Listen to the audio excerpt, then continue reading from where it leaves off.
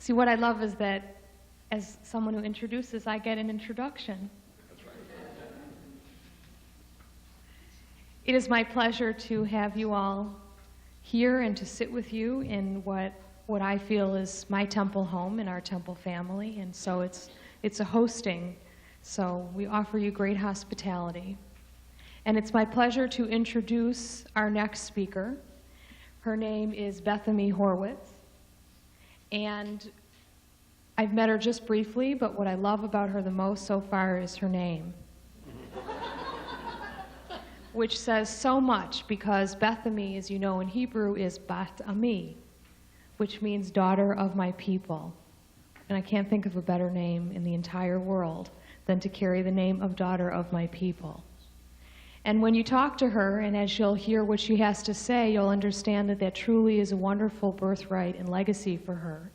She has strong roots in Judaism and in her family and her inherited traditions. Her father is from Vienna, and he came to the United States and is a rabbi here.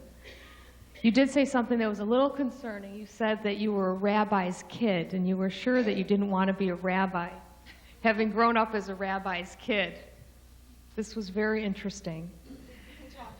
We can talk about that later. But Bethamie, or Bethamie, was very fascinated and intrigued by the world of Judaism and Jewish identity and what is compelling in traditions and what continues throughout generations and what people find as meaningful over and over again throughout centuries of Jewish life, and how this is adapting and changing in each generation. And so she found a home in the world of social sciences, interested in Jewish organizational behavior, interested in the role of men and women in Judaism, and interested in Jewish identity. She recently published a study which I think says it all, entitled Power and Parity: The Role of Women and Men on the Boards of Major Jewish Organizations. She is a graduate of Harvard University and received her doctorate in social psychology from the Graduate School of the University of New York. And many of you have read this incredible book called Back to the Sources, written by her husband, Barry Holtz.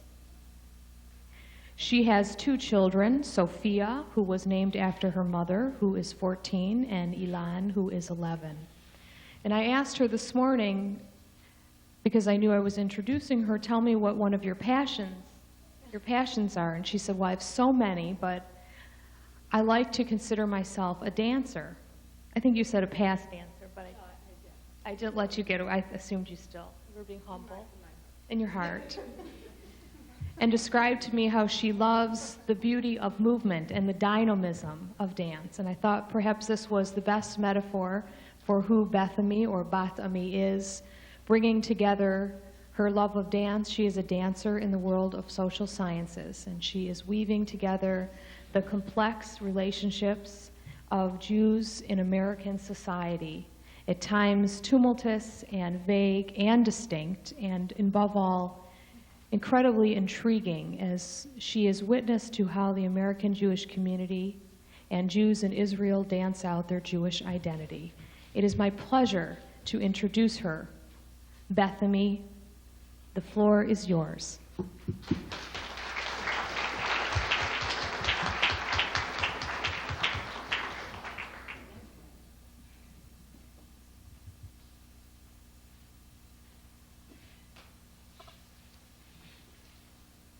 have to say that for a psychologist who's often thought about other people's identity, it's the first time that anybody's connected those parts of my identity so nicely, and it makes me have a warm and happy feeling coming before you today with more parts of myself than I thought I was going to share. I thought it was so interesting that the colloquium was designed to talk about love and hate between Jews and non-Jews. And the reason I'm saying that is that as a social psychologist who's studied at least certainly Jews in America, these 2 elements of intergroup relations, hate, that is anti-Semitism, and love, which is intermarriage, have been the main focus of our boundary relations. These 2 statistics I would argue, even though, I mean, with all due respect, I think we actually pay too much attention to them. And I don't feel they're actually adequate measures any longer for assessing the American Jewish condition. In fact, looked at in isolation, they may present a skewed picture of the current state of the American Jewish community. Okay, of the they may, I hope you heard what I said, did you? Okay. They may present a skewed picture of the American Jewish community and our prospects for what's been called now continuity. No, I've heard people go the other extreme, so I'm not. We learn when we focus on these two elements, hate and love, or intermarriage, in particular intermarriage and anti-Semitism, we focus on the extent to which Jews are accepted or rejected in the American environment. But we are left with a sense that Jewishness is somehow, and Jews are somehow caught in the middle. But I want to say that to understand contemporary American Jewry and contemporary Jewish identity, we have to develop a more comprehensive picture about how Jews and Jewishness are interacting within America and with other Americans. And one area that certainly deserves more focus is the interpenetration, mutual, of Jews in America. So that's sort of how I wanted to link up my talk to the basic theme, although I certainly will talk a little more about intermarriage. What I'm going to do, well, let me say one other introductory thing, which is that I think that I'm not an historian, and you've had some very fine historians speak to you, and I'm sorry I wasn't able to hear them myself, but this much I understand out of the sweep of Jewish history. I think that in prior eras, and certainly before the modern era, Jewish identity wasn't something that needed much attention. You were you were in the Jewish world, and you weren't Christian or Muslim or whatever larger society you were in. You were, because of being part of the corporate Jewish community, that's who you were. And we didn't really focus, there wasn't a need to focus really on individual identity. My sense is it had no consequence for the individual. It was that the fact that you were part of the Jews determined a lot about where you were located in society and what you could and could not do. And more recently, and so by the same token, in the modern era, where I'm going with this is that in America today, we have a very different situation, and I'm going to talk about that. But why, we all know that anti-Semitism has had a lot of, we've had a lot of attention to it over the years. I mean, there's been a lot of anti-Semitism in the earlier part of the 20th century, and perhaps we're coming to a resurgence of it now. But in the sort of I don't know what to call it period, the period after World War II and until a couple of years ago, it seemed that there wasn't a lot of anti-Semitism, and yet the collective attention of the community, I would argue, still retained, we still held on to, we still had sort of a ultra-sensitive, at the communal level, there was a lot of attention to anti-Semitism. And it used to make sense to keep track of instances of discrimination or anti-Semitism in the past, and when things were getting more normalized, as I think they have become in America, do we have to hold on to that tracking in the same degree? Indeed, being Jewish today in America doesn't create any social barriers to advancement. You might even say it gives you certain advantages in America today. And these this newfound social acceptance isn't something we've fully fleshed out in terms of what it implies for us. Jews in America are doing extraordinarily well as American citizens. I don't have to tell you this, but just think about it. We have a Supreme Court justice. We're overrepresented in Congress, if we count such a way. But Lisa's counting wherever you are, right? Lisa, you. And we have, Lieberman running for president. There is a U.S. Holocaust Memorial Museum. It's a U.S. Public institution. It's not just a Jewish communal. It's not a Jewish communal institution at all. Talk about the Jewish involvement in the creation of American culture. I mean, if we went to talk about comedians or anything else, I don't have to tell you how prominent Jews are in different things in America. So in the past, being marked as a Jew was sufficient for dictating behavior, and today it doesn't really determine much of anything without some additional commitment on the part of the individual. So what I want to do, and therefore I think that's why identity has now become something that we need to pay attention to. It's all of a sudden much more consequential. We all say, at least I've heard quite often people say, we're Jews by choice today in America. Nobody's forcing you to be Jewish and nobody's forcing you not to be Jewish.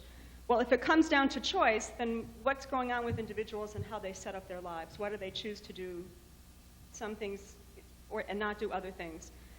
So what I want to do in my talk is to talk to you about Jews and Jewish identity in America and trace what's happened over the 20th century. And then I want to talk to you about what I've learned about American Jews in the contemporary society. So what I want to do is start with, I want to use looking at intermarriage as a way of tracing what's going on in America over the 20th century and now into the 21st.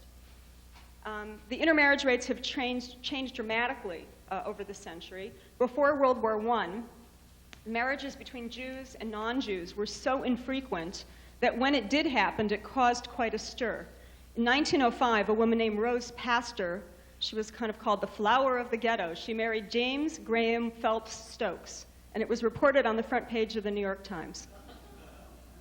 Julius Drexler, who was a sociologist, reviewed 100,000 marriage licenses that were issued between 1908 and 1912, and he found the following.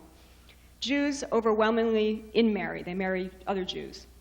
Among European immigrants, Jews were the least likely to intermarry. For instance, if you looked at the immigrants and their children, first and second generation, 1.2% of the Jews, of the marriages, the Jews, this was not clear to me. In any event, but whether it's marriages or Jews, listen to the difference. 1.2% of the Jews intermarrying, 16.7% of Italian Americans, compared to a third of the German Americans, who were more or less coming in at the same time. So before, the first half of the 1900s, you have a very low intermarriage rate. In 1965, the pre-1965 intermarriage rate was less than 1 out of 10. From 1985 onward, nearly half of the Jews that were marrying non-Jews. And so those trends continue today. Given these facts of increasing intermarriage, what's been noteworthy is the sort of way that it's been digested by the Jewish community.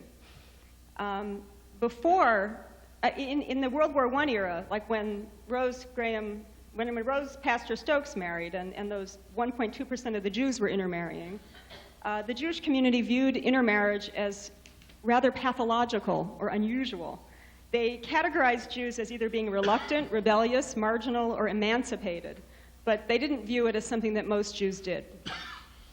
Usually today, the increase in intermarriage is seen as evidence of assimilation.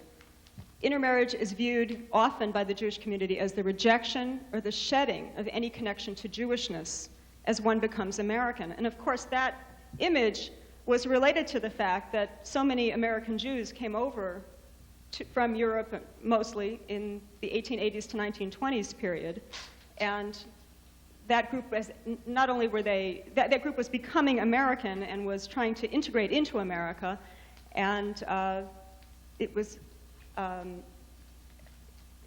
more was mixed up than just the fact that then people were intermarrying. The sort of shedding of Jewishness went along with.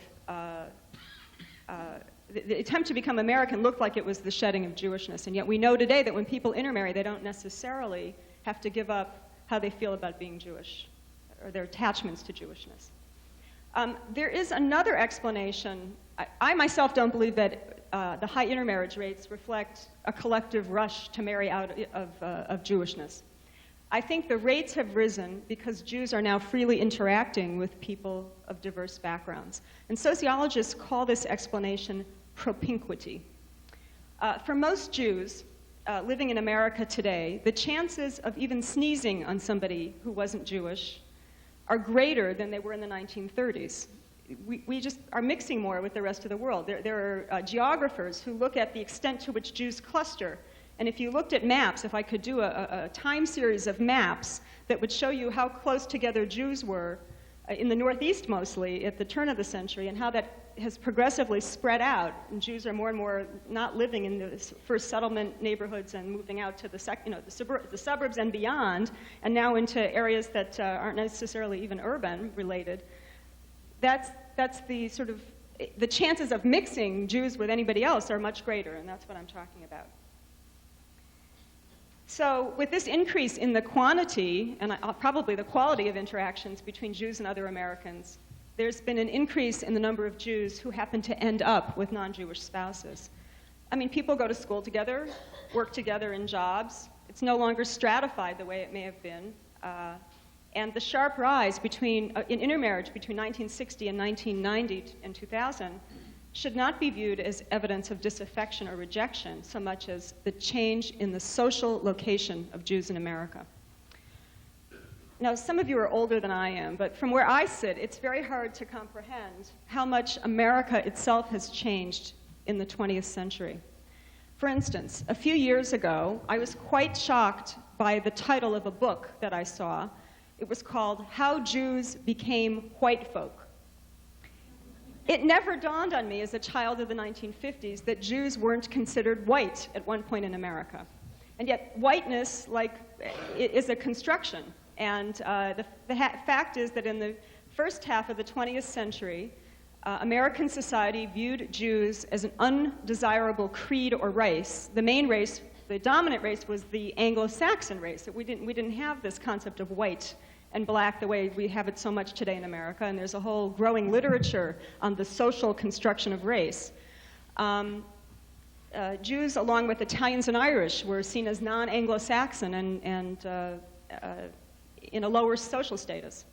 For instance, as recently as 1948, there was a Supreme Court case about housing covenants and discrimination in real estate that was about a situation in La Jolla, California. And Jews, along with Mexicans, Filipinos, and Orientals, were described as non-white races in that Supreme Court case. Needless to say, as a Jew, clearly you could not live in the location of your choice. Let me give you another example that sort of made me think about how much America's changed. A few years ago, 1999, in December, I was sitting in a medical office and flipping through Bazaar magazine. And that issue of the magazine had a number of socialites and actresses that were asked the following question: where and how will you be ringing in the year 2000? You may recall that New Year's Eve that year fell on a Friday night. And the actress Ellen Barkin was featured in a full-page picture, and she was quoted as saying the following: "What year 2000? I'm a Jew. It's 5760. Do you think that in the 1950s, Harper's Bazaar would have featured, say, Lauren Bacall saying something like that about being so openly Jewish? I don't think so, and my point is that America has changed a lot, along with American Jews. America today is characterized by a degree of integration and social acceptance that clearly is different from what it was 60 years ago. We've made it in America. We find ourselves securely in the mainstream. We no longer feel that Jewishness stands as an obstacle to be shed if we want to advance socially, economically, or in any other way. So we have become normalized. It's become unproblematic to be Jewish in America. There is really no question about the compatibility of being both Jewish and American, and with this I clearly disagree with Zev. I actually think that's from an earlier era, but we can talk about that. It's simply not an issue anymore, because in America today, no one is either forced to be Jewish or to escape from being Jewish. Today, most people, we've seen it happen a lot in the past few years, where all of a sudden people discover they have a Jewish background. We saw it with Wesley Clark, and we've seen it with, I'm blanking on our, thank you, Madeleine Albright. I'm thinking, who is that woman? In the 1930s, a Jew could attempt to pass as an Anglo-Saxon Protestant, whereas 30 years later, you don't really have to think about your Jewish origins at all. Again, my point is, you can be Jewish by birth or by background, but or even by marriage. And if unless it's part of your own psychological identity, a person's Jewish background need not play any role in determining their fate. And so now I want to focus on what I'm doing with the research on Jewish identity that leads us to focus on commitments, choices, and sources of meaning and motivation. Now, there has been a literature about American Jewish identity over the 20th century, and I would say that it began in the 1920s. Leon Wirth had a book called The Ghetto, which was about Jews in Chicago. I think I would characterize the main sort of framing question for the 20th century in terms of Jewish identity is social scientists and historians were focusing on how Jewish are American Jews. Are they too Jewish to become American, or are they retaining their Jewish enough? Depending on who is asking the question. The sociologists compared Jews to other ethnic groups and wanted to see if Jews were remaining distinctive or if they were assimilating into America at a similar rate to Italians and Irish and Germans and whatever.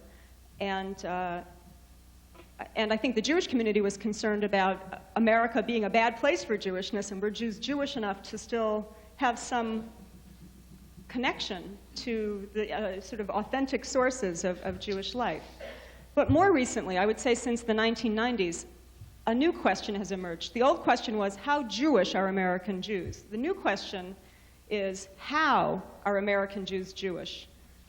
This is a very different kind of question, and it's posed, as I've been saying, from different societal circumstances. Think about how these two questions differ. The first question, how Jewish are American Jews, comes from a sense of anxiety, really. Are we Jewish enough? Are we too Jewish? And in contrast, the second question, I think, really is much more open and less judgmental.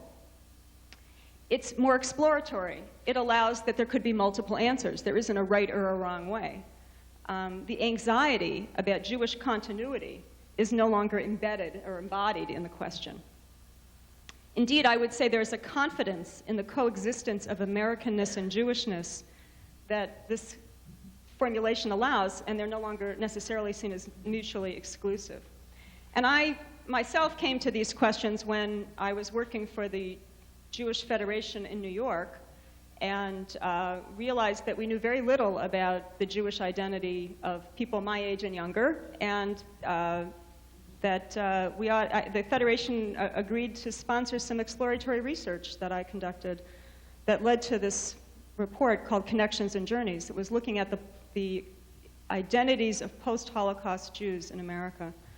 I'm going to be drawing some of my examples from my research, which was based on Jews in New York, and we've already heard a number of speakers talk about how New York is not America. But let me tell you that although these examples and the research was initially drawn in New York, I've been involved in the National Jewish Population Survey that has been released recently, and a number of my measures were included in the national sample. And from what I've looked at in the preliminary analysis, everything I'm going to tell you still holds for the nation.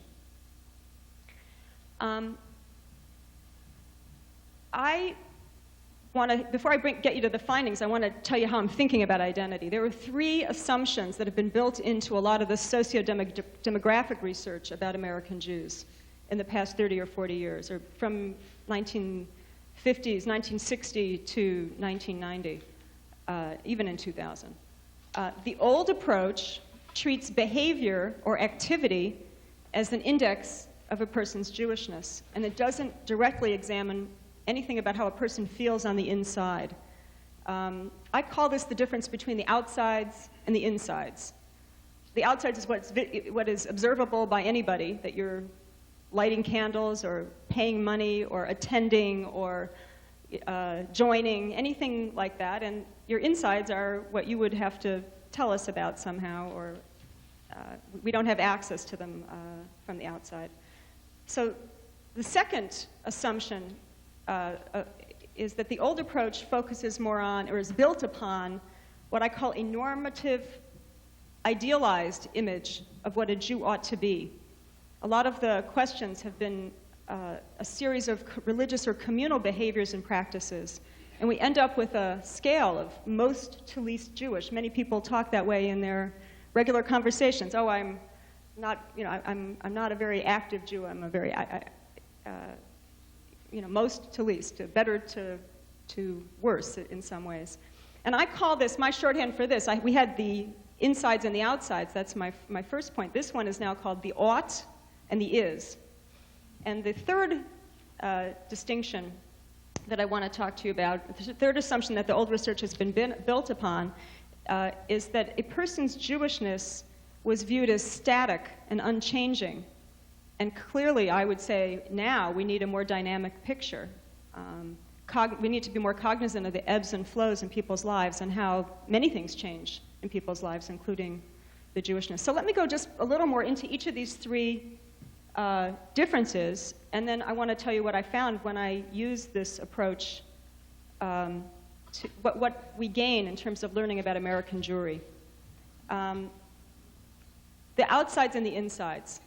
I'm talking about things, as I said before, like lighting candles or fasting. I mean, that can be the religious behaviors, but it can also include things like supporting Israel or having Jewish friends. I mean, those are all kinds of things that have come up in these kinds of surveys that happen routinely. But I would say that if we followed actions alone, we're going to miss something. Let me tell you the story of Sharon. I did a lot of in-depth interviews, and then I also did a big survey when I did this research. So I've used different kinds of windows into American Jews. Sharon was a woman in her 40s when I spoke to her. She was raised Orthodox, and she described her own practice as being one of keeping the practices that she had been raised with, really by rote, and that was her own word. And she told me that she had been reevaluating her life and thinking about why she does what she does. She turns out that although she'd been raised kosher and had always, she viewed herself as Orthodox, she had stopped keeping kosher and had some different, she didn't go to synagogue on certain holidays, she started to go hiking. I mean, she had some different things going on. So she told me the following story when I asked her, well, what happened? She said that she was in a car accident and she was hospitalized, and friends were coming to visit her and they brought food, and she realized that she wanted to share the food with her friends, that she had been keeping kosher by rote, and she had this moment of recognition, I'm summarizing it obviously, that she didn't really care that much about keeping kosher, but being visited by her friends really mattered to her. So if we were doing this sort of sociological analysis, she would get a debit on the keeping kosher side. Then she gets out of the hospital, and lo and behold, she decides that for the first time in her adult life, she's going to join a synagogue on her own. Not, her parents had belonged to something, but she joined a synagogue. So she gets a credit on the joins a synagogue side. But when comes Shavuos, she doesn't go to synagogue, she goes hiking, so she gets the debit. So it's a little bit of a mishmash. You can't make much sense out of this apparent inconsistency by following what she's been doing. But when you ask her and say, well, why do you do these things? There's a very consistent narrative train, and that is, it's meaningful to her. It matters to her. And so this is an example of why we need to sort of have not only some tracking of practices and what people do, we need to have some sense of the why. Why do you do these things? That's the insides. And she did it because it's meaningful, and you could have somebody who's not doing something because it's not meaningful. So, okay, that's the outsides and the insides. What about the ought and the is? When you get a phone call, and it's this kind of survey that says, well, now, tell me everything about you that's Jewish. And that's how these phone calls are really rather obnoxious, I'm thinking. But when I do my in-depth interviews, I say, tell me about yourself. And I want to hear who you are. And it's much more open. But these phone calls, time is money, and the Jewish community needs to know who needs daycare and who needs hospitals and whatever. And so they do a very focused interview. They have a lot to cover in a short amount of time. But one of the problems with these surveys is it starts to get you get a battery of questions. Did you go to high holidays this year? Do you go to synagogue? When do you go? And then you hear about all the choices. Do you go to synagogue regularly? Do you give money? Do you fast? Do you light candles? And you start to feel like if you don't do those things, you're getting the image of what a good Jew is. That's what I mean by normative. And an even better example is that there's something called the Jewish Cultural Achievement Awards. This is an award that's sponsored by the National Foundation for Jewish Culture. And I happen to be in the audience. It's a national organization that has this award ceremony in New York. And they gave an award to the playwright Tony Kushner, who did this play Angels in America. They gave him an award, and he laughed. He said in his speech that perhaps everybody who gets this award, like 70% of them say, well, I'm not a very good Jew. But, I'm getting an award for doing all this great work as a Jew, supposedly, by this organization, but I'm not a good Jew. And he said, a crucial mark of Jewish identity is worrying that you're not a good enough Jew. So that's what I mean by the normative part here. And what I've done in contrast with the research I've done, certainly in the in-depth interviews, I take a subjective approach. I ask somebody to tell me, well, we know you have a Jewish background because that's part of how I get people. Tell me about your life. And if people don't mention anything in the course of the sort of open question, I say, well, is there anything that how do you relate to the fact that you have a Jewish background? Is there anything that you feel or do or whatever that's, I have my questions in front of me when I'm doing it. And people talk, and they say, in fact, when I did my 87 interviews, it was so idiosyncratic that I found, somebody said, well, I'm Jewish, I don't like dogs, and somebody else was talking about Seinfeld, and somebody else was talking about, the Holocaust, and people have different things, or their Uncle Louis, people have different things that they connect to, and everybody has a story. In fact, when you ask people, tell me about yourself, tell me about how you're Jewish, people tell you a story. They don't say, well, I'm a such and such Jew. Maybe you guys do, I'm a secular humanist, but you have to explain it to me. I had to ask people, well, what do you mean? Where are you coming from? If the conventional approach to looking at Jewish identity can be likened to a prefix menu, I would say that the approach I'm trying to propose makes Jewishness more analogous to a salad bar. My job as a researcher is to make sure that I have all the different ingredients on the salad bar, and when I go to each person or try to describe them, I'm going to see what stuff from the salad bar they put on their plate. And I'm not making any judgments about it. It could include pork and beans. If somebody says to me that's Jewish, I don't make a judgment about it. I, as a researcher, just do the interview and I try to understand where the person's coming from. And maybe there was some crazy reason why so-and-so thinks that pork and beans is a Jewish thing. I'm making that one up, obviously, but the fear of dogs was one somebody actually told me. And what about the static and dynamic business? When these studies, I don't know how much you pay attention to these national studies, but any of these, whether it's any of them are done one moment in time. It's like a snapshot. So you capture somebody on the phone, they're all done on the phone, and you find out what the Jewish community looks like at that moment. It's a cross-section. But the assumption is sort of, implicitly, tacitly, I don't mean that people consciously make this, is that that's it. And then if we went back to people a year later, a day later, 5 years later, things could change a lot. And when I do in-depth interviews, I find that people tell me about their stories. And so they tell me really about their own development. So we don't have a Framingham Heart study, a longitudinal study of the Jews and of all the different ways that different experiences and influences play out in people's lives. It would be great if we had that. We don't have it. And we're left with the resources that we can draw on, which are these kind of cross-sectional surveys. Or I asked people to actually tell me about their lives in retrospect a little bit. So, okay, I've told you about these three assumptions, the outsides and the insides, where I'm trying to add both in. I'm looking at both how people behave and what they feel.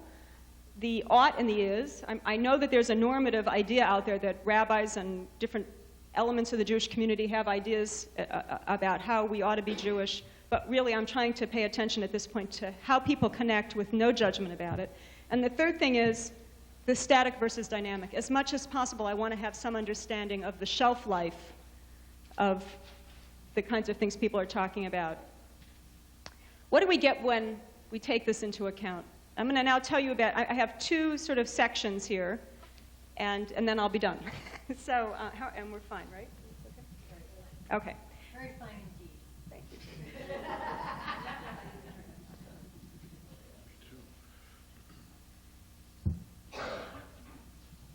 I have two main findings I want to tell you about. The first is diverse ways of connecting to Jewishness today. And the second one is the dynamic nature of Jewishness over time. So what do we have to say about this diversity? when I have the outsides and the insides together,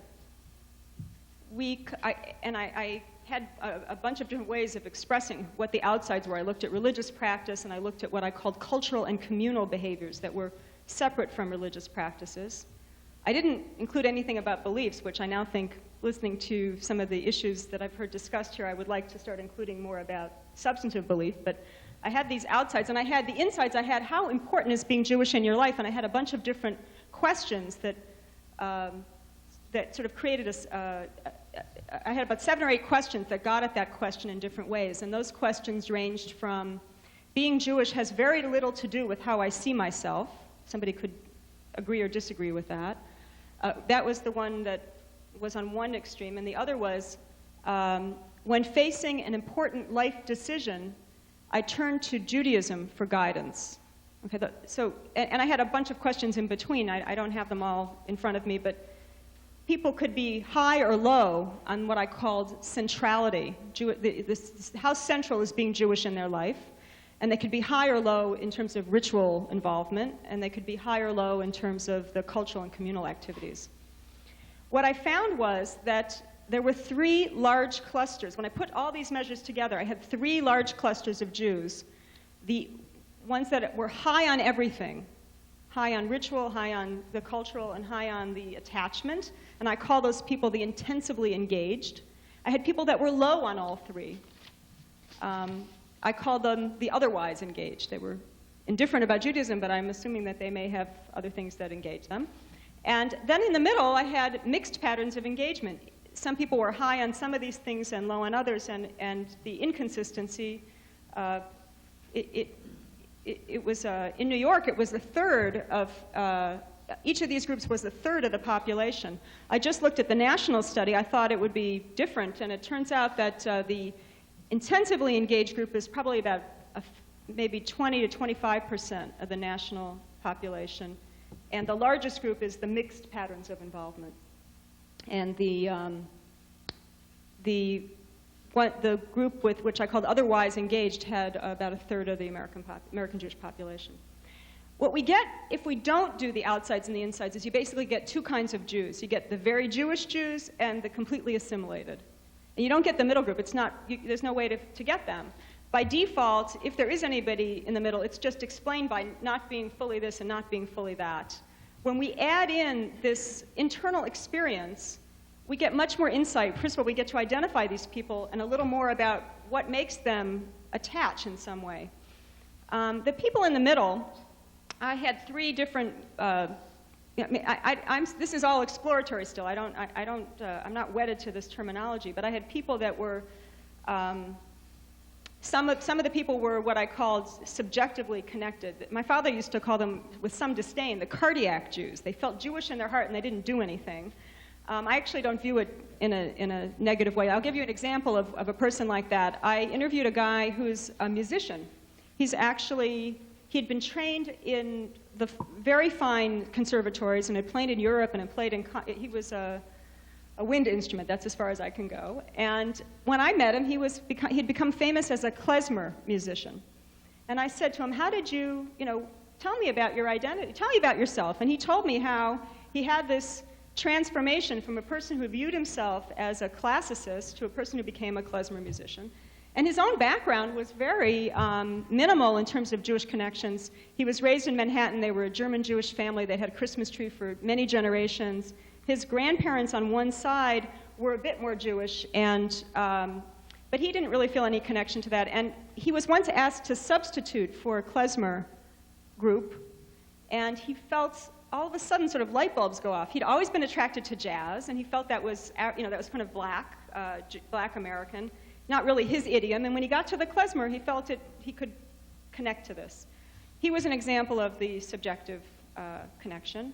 I had people that were more strong on tradition, but not necessarily religious. In other words, it was sort of the younger people who were trying to reconnect with their grandparents, and I had people who were very strong on cultural and communal. I'm sure it would include many people like in this movement, but it included others as well. the people in the middle, this mixed patterns of engagement, seem to be combining a more circumscribed Jewish involvement with success in the American mainstream. It seems to be a particularly American pattern, and I can't prove that yet, but at some point I hope there will be some opportunity to look at this cross-nationally. What I want to do to just get you inside the range of Jewishness that's out there is to look at the handout that I prepared, which shows you one question that we used in this survey. It came out of my experience doing an interview with somebody. I did an interview with somebody who was married to somebody who wasn't Jewish. Her husband was not religious Christian, but somebody who didn't really have a religion. And when I talked to Susan, she said, I asked her in the interview, what do you wish for your children? And she said, I want them to be good citizens, happy adults, a little more religious than me, but not orthodox, not so religious that ritual would take over their lives or that they wouldn't be able to eat in my house. If they separated themselves from the community at large, as they do in Borough Park, ... And at the other end of the spectrum, I asked her, what about that, since you yourself are intermarried? She said, if they converted out of Judaism, it would bother me more than them becoming Orthodox. Her comments gave me this idea that there's this zone of what's tolerable, sort of a comfort zone. And I found with these almost 100 interviews that for many people this was the case. And for the survey that I did, I developed this question that also let me sort of stick a little stab into the conventional way of looking at the attitudes about intermarriage. When we do these big surveys of Jews, we usually say, if your child married somebody who wasn't Jewish, would you accept or reject the marriage? Would you, I don't remember exactly the language. And I've always felt that asking about that in isolation and then asking whether you accept it or reject it is kind of a little simplistic in terms of how complex it could be. And I developed this new question that says, how happy or upset would you be if your child? And I tried to think of some different alternatives that, in fact, many families experience. What you have before you are those options. One was, I don't have the same thing you have in front of me. Where is it? If your child converted to Christianity, never got a college degree, how happy or upset would you be? What about if they formed a lasting romantic relationship with a person of the same sex, or married a non-Jew, never married, became religiously observant or ultra-Orthodox? The technique of this is that the order is always varied. I happen to give you the order that shows you how, from the most upset to the least upset for this group of people. And marrying a non-Jew is it's in the, more people don't care about marrying a non-Jew than any of the other options. Converting to Christianity and never getting a college degree were deeper concerns for most of the people we talked to. Now, I did some kind of statistical magic with this and looked at what was the underlying dimension that explains these, that sort of shows why some people answer high on one and low on another. And I came out with two dimensions. One is, are you worried about having Jewish grandchildren? The desire to retain distinctiveness. This is what I'm calling it. There's no reason it has to be called that. I think that people were concerned that they have some Jewish longevity into the future. That's one dimension, the Jewish grandchildren one. And the second one is people were concerned about their child fitting into mainstream middle-class America, being comfortably American. And what you can see in the chart is that the dark bar and the Xerox is being part of the American mainstream, and the light bar is about having Jewish grandchildren. We see that about American mainstream, and what we have across the bottom are from the otherwise engaged, the really indifferent, people who have some interest. I have more, the group is more split out. The American Jews are more split out, but it's from the least, the people for whom Jewishness is the least important component in their lives to those where in the Orthodox engaged, it's a highly important, compelling part. And what we have is across all groups except for the Orthodox engaged, being part of the American mainstream is an important value. People care about that, and there's not a lot of variation across American Jews on that. Where we see the variation is about how much it's important to retain the distinctiveness into the future. And that's where we see the people who have the least interest in Jewishness, not surprisingly, don't care that much about it, Whereas the people that are most highly engaged, the non-Orthodox engaged and the Jewishly Orthodox engaged, and it doesn't mean just religion, it means people who are, I split out the people who have high involvement in Jewish life, I split them out for UJ Federation, New York, into Orthodox and non-Orthodox, but in a way it's immaterial. The point is that the more fully involved in Jewish life, the more people care about that continuity. Okay, so I want to, since I'm taking quite a bit of time, I want to now just zoom. My main point here was you can see that American Jews are very diverse and that we have different outlooks, really, about how we ought to live our lives. And I have a lot more information that I'm able to convey today about the kinds of values and beliefs that people have. It's almost like there are different sets of glasses about what's important. There's people for whom social justice and sort of universal values of making the world a better place is a really compelling reason to be Jewish, and that's often, I'm sure that's true in this group quite a bit. If I went into the Orthodox Black Hat Brooklyn, there's going to be a different set of values and concerns. And part of our understanding of American Jewish identity needs to take stock of that content. The second finding I want to tell you about, and do I have enough time to do this, Sherwin? Are we? No. Why don't you take about 5 more minutes? Okay, because what I want to tell you about is what I call the journey. I think we've had this built-in assumption that wherever you begin is where you end up. Now, I don't know how that's true of you in the audience. I actually did not fall that far from the apple tree, although I like to think I did, but honestly, I'm not that far off. But the fact is that when I had a number of questions that asked people about their background, their childhood. Tell me about your parents. How important was being Jewish to your mother, and how important was it to your father? And what did you do in your family? Did you have anything on Friday night, and what was it? And was being Jewish important to you when you were 11 or 12? Did you view it as something that was important in your life? These are all questions that, it's not the best way to do this work, but we don't have, as I said, longitudinal research, so I decided to ask people about it. And I had, what denomination were you raised in? I had all kinds of measures, and I looked at what people said they were raised in or were like as younger people and where they are today. And depending on the measure, and I had a change from childhood to adulthood. 40 to 60% of the population reported some kind of change, depending on the measure. So did you ever have a Christmas tree, and do you have a Christmas tree now? That one, there wasn't a lot of change. People pretty much who had Christmas trees continue to have them, and who never had Christmas trees never had them. But people who were raised Orthodox, a lot of them aren't in the same denomination anymore. Or people who used to keep kosher don't do that. So there were these, it was clear that taking stock of the changes in people's lives was very important.